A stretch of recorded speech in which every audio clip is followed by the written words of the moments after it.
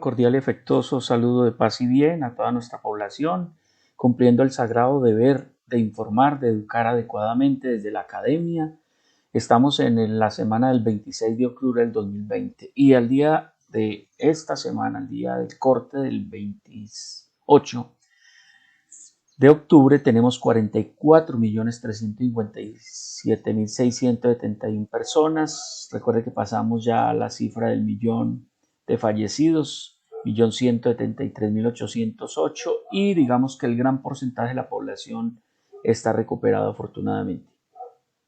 Esta es la página de World Matters con un panorama de lo que ocurre con todas las cifras. Estados Unidos sigue ocupando el primer lugar en número de casos con más de 9 millones, la India de 7 ya se aproxima a los 8 millones, Brasil 5.440, Rusia 1.563.000, Francia, España, Argentina hace unos días superaron a Colombia y se ubican entre los 8 países con más de 1 millón de personas. Importante el reporte de muertos. El reporte de muertos de ayer en Colombia superaron los 200, Estados Unidos fue muy bajo, 17, Rusia 346. En la tasa de muertes por millón de habitantes, Estados Unidos 700, la India muy bajo de 87, Brasil 742, la Rusia sigue siendo bajo por la relación de la incidencia, Francia 544 y Colombia tenemos básicamente 599 por cada millón de habitantes. El total de casos por cada millón de población, básicamente Colombia está en 20.236. Cuando quieran, entonces ya saben, vayan a la página y esto se está actualizando día tras día, donde nos van a contar incluso el número de pruebas que se realizan. Mire las pruebas: 135 millones Estados Unidos, 105 la India, 21 millones. Mira la diferencia. Es un país con 200 millones, es un país con 300 millones y hay una diferencia significativa en el número de pruebas: 21 millones versus 135. Rusia 58 millones, Francia 15 millones y Colombia 4 millones. Digamos que en la región, en número de pruebas por millón de habitantes, estamos relativamente bien. Este es un panorama visual donde Estados Unidos tiene el 20% de total de casos del mundo, la India el 18%, Brasil el 12%, Rusia el 3% y Colombia tiene el 2.33% del total de casos del mundo. ¿Qué pasó en Colombia? Al día 28 pasamos el 1.033.000 personas. Aquí hubo un repunte, 8.166. Recuerde que estamos en 5.000. Recuerde que hay varias ciudades que están repuntando, aumentando el número de casos. Casos activos pocos, casos recuperados son la mayoría. Y fallecidos pasamos los 30.000 y el número de muertos 217. Digamos que aumentó con respecto a la cifra del día anterior, que era de 157. Este es el comportamiento de las muertes. Recuerde que nosotros hicimos un pico por acá en julio y desde ese tiempo hacia acá hemos venido descendiendo, ¿sí?, al número de muertes reportadas, porque esto no es el número de muertes día, sino el número de muertes reportadas. En Colombia, ¿cuáles son las ciudades que están mostrando que van hacia el pico? Armenia, Manizales, Ibagué, Tunja. Medellín está haciendo, parece, una segunda oleada. ¿Qué pasa en el Quindío? Ayer se reportaron 287 casos, día 28 de octubre, hasta el 27. Esto, digamos, se ha mantenido. Hemos hecho un pico como de 357. El día de antier tuvimos 120 y pico. Afortunadamente, digamos, no es consistente y sostenido el aumento de casos, pero preocupa ya la relación de esto versus hospitalizados 10. Eso es mucho. Fallecidos, yo creo que estamos alrededor de 5 o 6 fallecidos día. Y muy preocupante el número de muestras que quedan pendientes. De pronto esto tiene relación con que se están testeando, se está haciendo un rastreo y un testeo en la población. Esto puede aumentar, pero puede que esté aumentando el número de personas que se reportan para hacerle la prueba también. Calcule que aquí hay un 30% más. Este es con respecto a casos hospitalizados, 114. En UCI hay 14, yo creo que esto es mucho más. Desafortunadamente no tenemos un tablero de información referente a ocupación UCI y ocupación cama. Eso es un dato que las autoridades locales nos tienen que reportar porque es el que nos va a dar realmente la idea de qué es lo que está pasando. Y este es el comportamiento del número de casos acumulados. Mire, por acá tuvimos un pico de 300 y pico y aquí fue 200 y pico en el día 27.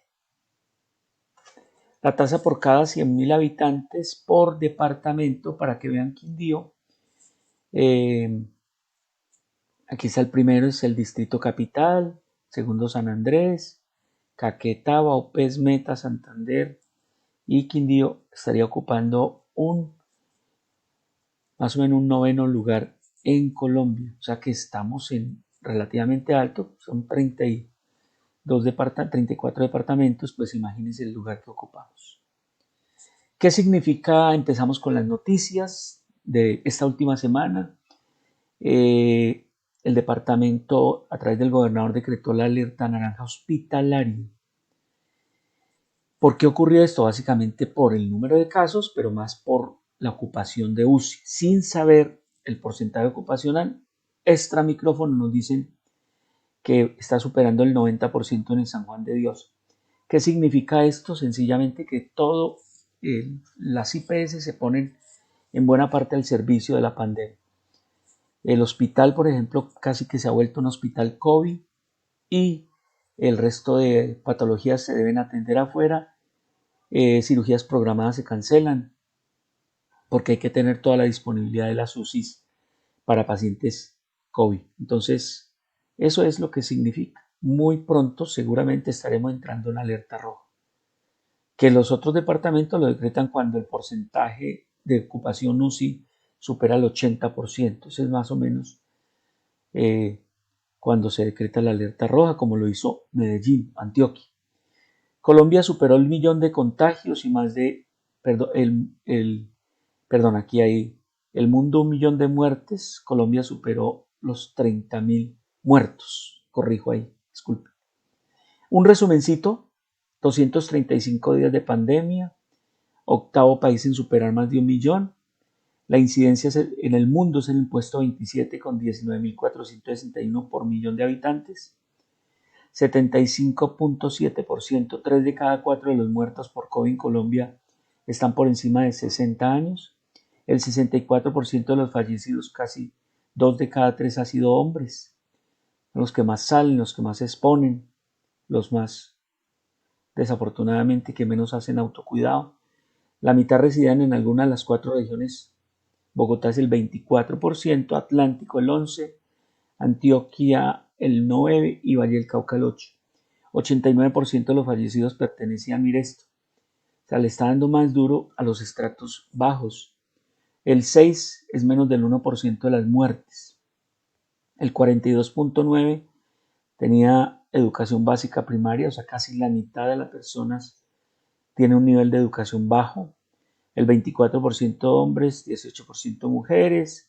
De los 30.000 fallecidos sobrepasa el exceso de mortalidad en un 20% en los últimos 5 años. Y la COVID se ubica en la segunda causa de muerte después de la enfermedad coronaria.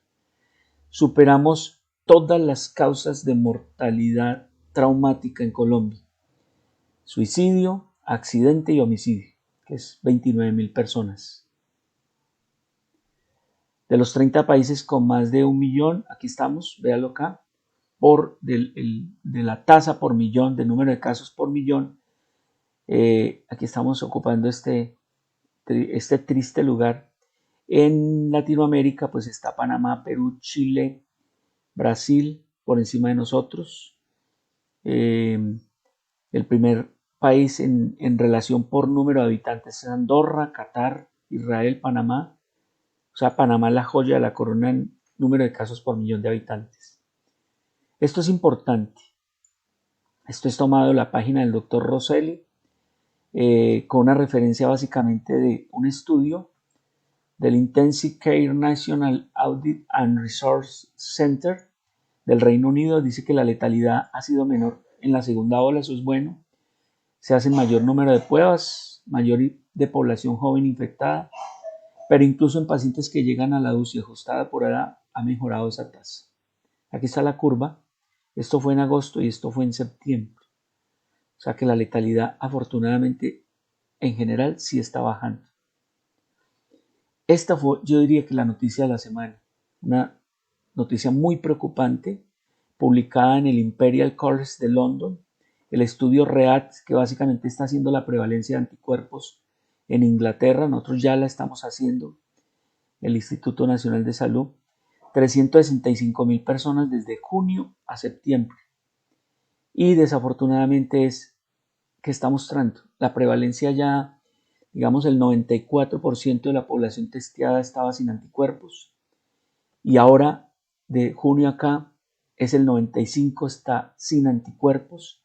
Y lo más preocupante es que la mayoría de las personas están mostrando un descenso en el número, en el porcentaje de anticuerpos positivos.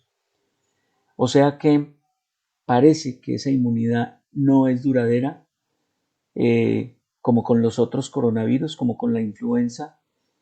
Esa inmunidad no protege de por vida, parece.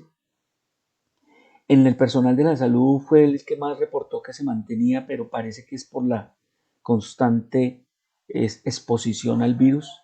Pero esta noticia es preocupante. Esa famosa inmunidad de rebaño, no sabemos qué tan la han rebatido mucho los científicos. Esperar que toda la gente se contamine para que eso no se siga difundiendo, pues vamos a tener seguramente un virus que se va a repetir en el tiempo. Entonces esto nos deja muy preocupados. ¿Es posible una nueva cuarentena en Colombia? Recuerde que la cuarentena lo que hace es limitar la circulación de personas, con ello reducir la velocidad de transmisión. Nos ayudó a prepararnos para la pandemia porque mejoramos el número de cuidados intensivos en Colombia en casi un 40%. En algunas zonas, en Colombia total casi se duplicó de 5.000 a 10.000 unidades de cuidado intensivo. Y mire lo que dice el director de la Organización Mundial de la Salud, Tedros: aplicar su sistema de búsqueda de contactos, concentrarse en el aislamiento de todos los casos y la cuarentena de los contactos será entonces lo ideal para evitar un confinamiento generalizado. Entonces, entrar en confinamiento generalizado, nos van a volver a confinar. Yo les puedo decir que ustedes ya ven como 100 millones de europeos casi que están en cuarentena otra vez. En algunas zonas es más severa que en otras. Nosotros ya sabemos que empezó el toque de queda este fin de semana, la ley seca, y querida población, pues solo nos resta la prevención. La prevención, prevención y prevención, porque sabemos que volver a una cuarentena total, generalizada, ya sabemos todos los daños que le ha hecho la economía, los daños psicosociales, los daños sobre la situación mental de las personas.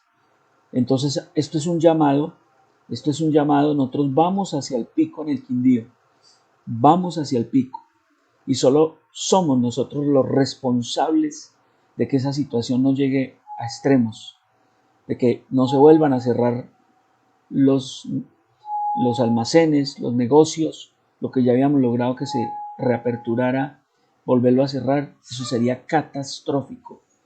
Así que o nos ponemos juiciosos o estaremos condenados otra vez a cuarentena. Y recuerde que llega diciembre, o sea que para el mes de febrero o marzo vamos a tener seguramente una segunda oleada. ¿Qué nos queda? Uso de tapabocas todo el tiempo, mantener distancia física en lo posible, el lavado de manos permanente, desinfectar áreas, evitar conglomerados, y si estamos en conglomerados hay que usar tapabocas. Recuerden que hay que ventilar las zonas. Un área cerrada con una exposición mayor de 2 horas puede contagiar el 100% de la gente que está ahí. Si consideran que los canales educativos valen la pena, suscríbase a mi canal YouTube y coloca notificaciones. Gracias.